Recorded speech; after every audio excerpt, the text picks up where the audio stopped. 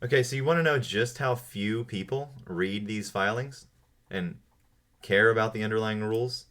Can't be many because there's a new rule to talk about. It's DTC 2021-014, and the title of this is, let's go here real quick.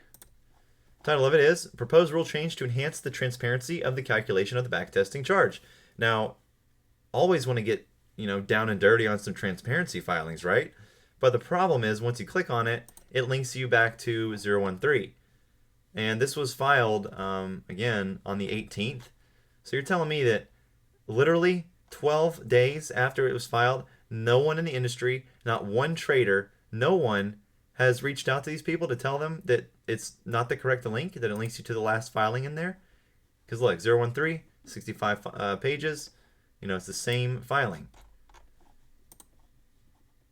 13, 65 pages, same filing. It's the same filing. So I'm reaching out to the DTC to try to get this fixed because I'm autistic and would love to disseminate this to my subscribers so they can know the hell's going on in your markets. So yeah, just letting you know that I did have something relevant to tell you, but yeah, it's not working for me.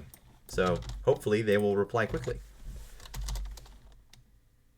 So y'all have a good one.